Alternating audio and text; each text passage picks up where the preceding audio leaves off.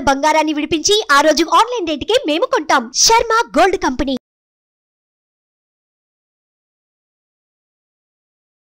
Hi, welcome to our channel. ఈరోజు మనతో పాటు ఉన్నారు జ్యోతిష్య, ఆగమ, వాస్తు, పురాణ పండితులు బ్రహ్మశ్రీ క్రొత్తపల్లి సురేష్ శర్మ గారు. నమస్కారం గురువు గారు. ఆయుష్మాన్ నాయన. ఓకే. ఫిబ్రవరి నెలలో మిథున్ రాశి వారికి ఎలా ఉండబోతుంది? యాజ్ యూజువల్గా నేను మిథున్ రాశి వారికి ఈ జనవరి నుంచి అడిగినప్పుడు వీరికి క్రోధి నుంచి లెక్కేసి చాలా అద్భుతమైన కాలం ఉందని చెప్పాను. మొత్తానికి మీద కూడా ఇప్పుడు కూడా యోగమే.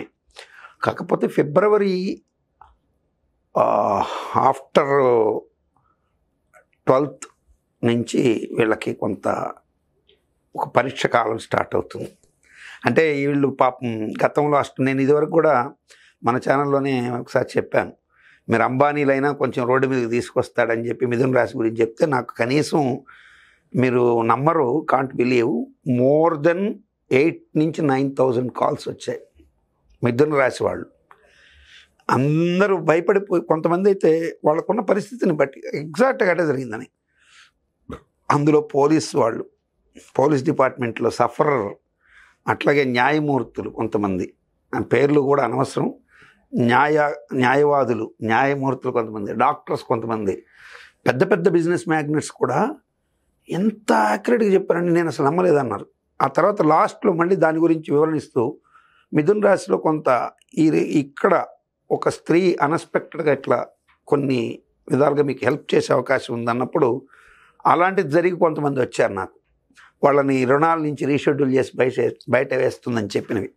సో మాకు ఆ రాశిలో మాకెక్కడ కనపడుతుంది ఎఫెక్ట్, బాగా వాళ్ళు ఇబ్బంది పడ్డారా, వాళ్ళు హ్యాపీగా ఉన్నారా అనేది నాకు ఎక్కడ తెలుస్తుందంటే, పోయిన సంవత్సరం 23లో కుంభరాశి పరమ దరిద్రంగా ఉంటుందని కొంతమంది అసలు హోరెత్తిపోయినాయి. కానీ నేను ఒక్కడిని మాత్రమే కుంభరాశి గురించి చెప్పాను. అఫ్కోర్స్ మన ఛానల్లోనే అది more than 5 lakhs above viewers చూశారు. వాళ్ళు చూసిన వాళ్ళందరూ మొదట ఆనందంగా మీరు చెప్పింది చాలా బాగుందని ఆనందంగా చెప్పడం ఒక ఎత్తు, కొంత మంచి రిజల్ట్స్ వచ్చిన తర్వాత మనం కలవడం కూడా ఒక ఎత్తు. సో అవి మళ్ళీ కుంభరాశిలో మాట్లాడదు. మిథున రాశి వారికి ఈ సంవత్సరం ఈ పర్టికులర్ ఫిబ్రవరి నెలలో ఈ 14 నుంచి మార్చి నెల మొదటి వరకు కూడా కొంచెం జాగ్రత్తగా ఉండాలి. వాహనాలు డ్రైవ్ చేసేటప్పుడు తగు జాగ్రత్తలతో ఉండాలి. భార్యాభర్తలు అయితే ఐఎమ్ సో సారీ, నేను ఎప్పుడు ఇట్లా చెప్పి ఒకరిని భయపెట్టే ఉద్దేశం ఉండదు, కానీ మీరు ముందుగా మేల్కొంటే భార్యాభర్తల మధ్య వచ్చేటువంటి వైరం తీవ్రమయ్యి ఇద్దరు హెవీ ఏమంటారంటే విపరీతంగా కలహించుకొని ఒక పార్ట్నరు ఏదో ఒక దుడుకు నిర్ణయం తీసుకునేటువంటి ఒక చెడు ఉద్దేశం పోతుందని ప్రికాషన్గా హెచ్చరిస్తున్నాం.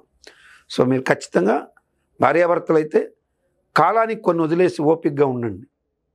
జస్ట్ ఒక 1 month ఆటోమేటిక్గా మళ్ళీ మీకు టైం ఫ్రేమ్ మీకు కరెక్ట్గా మీకు మళ్ళీ జ్యుడిషియరీగా న్యాయం చేస్తుంది. అంటే మీన్స్ న్యాయపరంగా మీకు జరగచ్చు, లేదంటే మీకు కాలమే జ్యుడిషియరీ వ్యవస్థగా మారచ్చు. ఏదైనా పాజిటివ్గా జరిగే అవకాశం.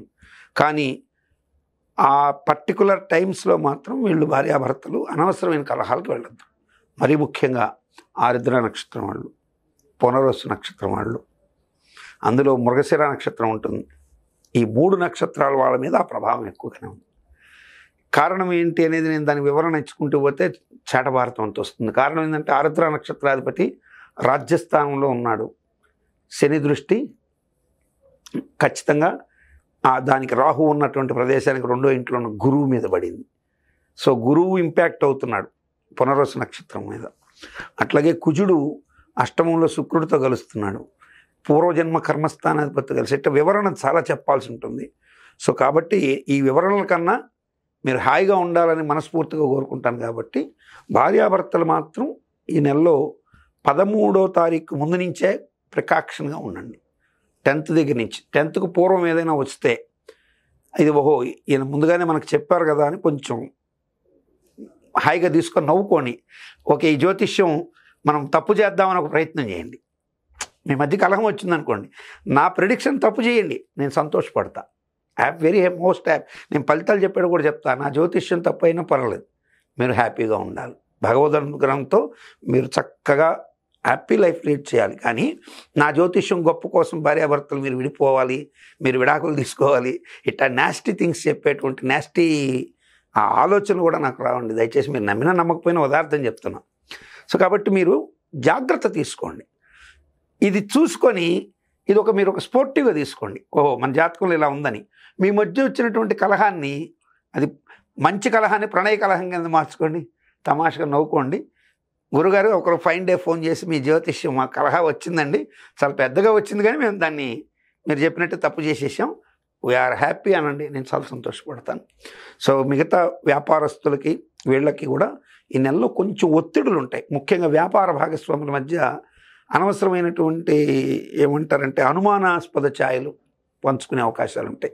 కాబట్టి జాగ్రత్తగా ఉండడం మంచిది. పిల్లల భవిష్యత్తు కానీ మిగతా విషయాలన్నీ బాగానే ఉంటాయి. అభద్రతా భావాలు తలెత్తకుండా చూసుకోవాల్సిన అవసరం అయితే ఖచ్చితంగా మిథున రాశి వారి మీద ఉంటుంది. ఆర్థికపరమైన టెన్షన్స్ పెద్దగా రావు వీళ్ళకి. ఈ నెలలో కొంత ధనం కూడా చేతికి అందే అవకాశాలు ఉంటాయి. ఎలాంటి ఇబ్బందికర వాతావరణం ఉండదని ఖచ్చితంగా చెప్పచ్చు. పర్టికులర్గా మాత్రం వైఫ్ అండ్ హస్బెండ్ రిలేషన్స్లో మాత్రం అట్లాగే వ్యాపార భాగస్వాములతో లేనిపోని మైండ్లో ఏదో పెట్టుకొని చేసుకోవద్దు. అట్లాగే మీ పైన ఉన్నటువంటి ఉద్యోగస్తులకు సంబంధించి, ఎందుకంటే రాజ్యస్థానంలో రాహు ఉన్నాడు కాబట్టి పైన ఉన్నటువంటి ఉద్యోగస్తులతో, ఇప్పుడు సపోజ్ ఒక న్యాయవాది అనుకోండి, జడ్జి గారు ఈయనకి ఎవరో ఆ జడ్జి గారి గురించో లేకపోతే ఏదో ఒక సహజంగా జరిగేది చెప్పుడు మాటల లోకంలో అందరూ చెప్తారు. సో అది మీరు మైండ్లో వేసుకొని ఈ జడ్జి గారు ఏకపక్షంగా ఇస్తున్నారని మీరు ఓవర్గా ఆర్గ్యూ చేస్తే డెఫినెట్గా యూ మస్ట్ బి పనిష్డ్. కాబట్టి ఇటువంటి కొన్ని దృష్టిలో పెట్టుకోండి. న్యాయవాది అయితే అలా ఉండండి. డాక్టర్ అయితే ఓవర్ కాన్ఫిడెన్స్కి వెళ్ళి చేయకూడని నేను చేసేయగలనని నమ్మకంతో చేయొద్దు. ఏ నిర్ణయం అయినా కొంచెం ఆలోచించి కొంచెం స్థిమితంగా తీసుకోవడం వల్ల మంచి శుభాలు జరిగే అవకాశం అయితే ఖచ్చితంగా ఉంటుంది. గురువు గారు, చాలామంది రాశి ఫలితాలను నమ్ముతారు, నమ్మరు. సో నేనైతే ఒక ఆస్ట్రాలజీ చేసే ఒక యాంకర్గా మాత్రం నేనైతే నమ్ముతాను. కొంతమంది ఏమంటున్నా అంటే నీది నాది ఒకటే జాతకం, కానీ నువ్వు నీచుడివి, నేనేమో రాజయోగినానా అని ఇట్లా అంటుంటారు. సో నిజంగా ఈ రాశి ఫలితాలన్నిటి ఎవరికి వర్తిస్తాయంటారు? ఫస్ట్ మీలాంటి వారికే కాదు నాన్న, మీరు మామూలుగా హేతుబద్ధతతో ప్రశ్నించిన, ఒక రేషనలిజం భావంతో ప్రశ్నించిన, నాస్తిక భావంతో ప్రశ్నించిన, లేదు పూర్తి సంపూర్ణ దైవభావంతో ప్రశ్నించిన ప్రశ్న అయితే ఒకటే, అసలు ఈ రాశి ఫలాలు పనిచేస్తాయా? అవును, ఖచ్చితంగా పనిచేస్తాయి. అయితే ఇక్కడ చాలామందికి మరి నేను వృషభ రాశిలో ఉన్నాను, నా పేరు వెంకటేశ్వర్లు, నాతో పాటు పక్కనే వెంకటేశ్వర రెడ్డి గారు ఉన్నారు, ఆయనేమో బ్రహ్మాండంగా ఈ సంవత్సరం సంపాదించాడు, నేనేమో అడుగును పడిపోయాను అంటారు.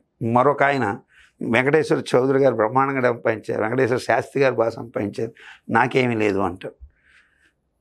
బిలో ప్రావర్టీలో ఉన్న అతను అసలు ఇది ఏవి పట్టించుకోకుండా కూడా కొంతమంది వెళ్ళిపోయేవాళ్ళు ఉంటారు. ఇక్కడ మనం రాశి ఫలాలు ఒకటే, మరి బాగా గుర్తుపెట్టుకోవాల్సింది ఏంటంటే అందరికీ సమమైన ఖచ్చితమైన ఏజ్ ఫ్యాక్టర్ ఒకటి ఏంటి, రోజులు సెకండ్స్తో కూడా ఒకే సమయంలో పుట్టడం అనేది జరుగుతుంది. అవును, కానీ వాడెవడో నువ్వు ఎట్లా ఐడెంటిఫై చేస్తావు? చేయలేం.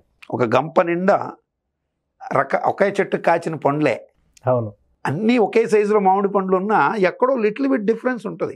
అవును. మీరు కావాలంటే మీరు దీంట్లో నక్షత్రగ్రహ తారకానాం అని ఆదిత్య హృదయంలో ఉంటుంది. నక్షత్రగ్రహ తారకానాం అంటే నక్షత్రాలు వేరు, గ్రహాలు వేరు, తారకలు వేరు. ఇప్పుడు మనకు ఆకాశం నిండా కనపడేవి తారకలు, సో నక్షత్రాలు అనేవి సపరేట్. ఈ నక్షత్ర మండలాన్ని బట్టి ఆ రాశిలో ఎవరు పుట్టినా అశ్విని నక్షత్రంలో పుట్టిన వాళ్ళు ఉంటారు.